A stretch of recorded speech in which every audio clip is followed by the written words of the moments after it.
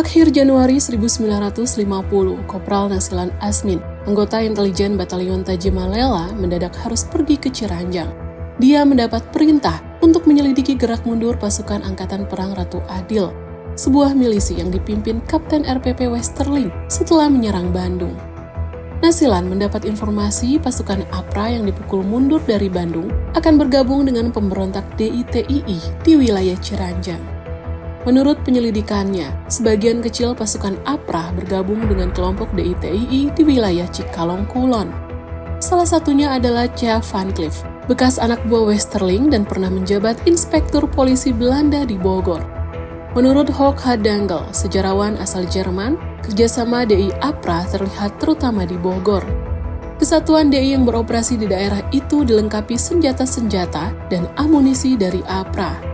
Selain itu, Piet Colson, ajudan Westerling, berulang kali mendampingi perwira-perwira APRA pada pertemuan dengan komandan-komandan DI. Colson pun disebut bertemu dengan Van Clief yang baru kembali ke daerah DI setelah penyerangan APRA atas kota Bandung. Van Clief disebut-sebut merupakan penghubung penting antara Kartosuwiryo dan Westerling.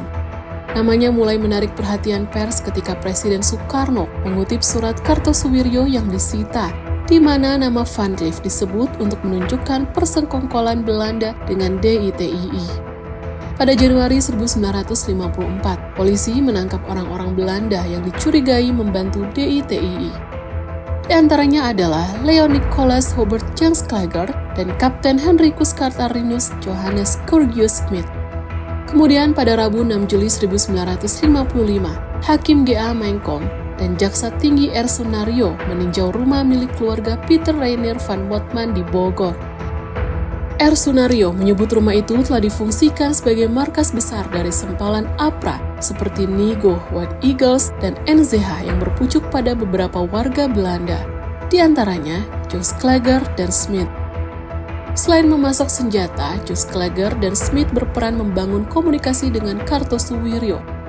Di persidangan, anggota DITII bernama Haris bin Suhaimi memberikan kesaksian bahwa 10 hari sebelum APRA menyerang Bandung, Westerling, Kartosuwiryo, dan Kepala Negeri Pasundan Wiranata Kusuma menggelar sebuah pertemuan rahasia di Bandung.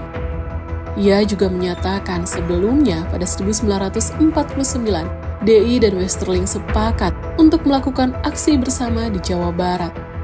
Dan faktanya, pada hari yang sama dengan aksi APRA di Bandung, pasukan DI melakukan serangan di 2 kota lain di Jawa Barat, Tasikmalaya dan Garut. Setelah persidangan ini ramai diberitakan oleh media, orang-orang yang dituduh terlibat menyangkal keras tuduhan-tuduhan itu, termasuk pihak DITII. Ajudan Westerling, Piet Colson, menyebut tak pernah ada pertemuan antara Kartosuwiryo dan Westerling. Kesaksian Haris mengenai serangan DI di Tasikmalaya dan Garut juga meragukan. Sebuah bantahan keras juga disampaikan Jenderal Mayor TII Jaya Sakti. Dia menyatakan DITII tak akan mempertaruhkan perjuangan melawan RI lewat suatu kerjasama dengan orang-orang Belanda. Kendati alur kisah kerjasama DITII APRA disajikan secara logis dan meyakinkan oleh Jaksa R. Sunario, banyak orang percaya persekutuan aneh itu hanya tipu-tipu gaya RI. Satu-satunya yang menandai persekutuan itu adalah keberadaan Van Clief, mantan tentara kolonial yang bergabung dengan NII.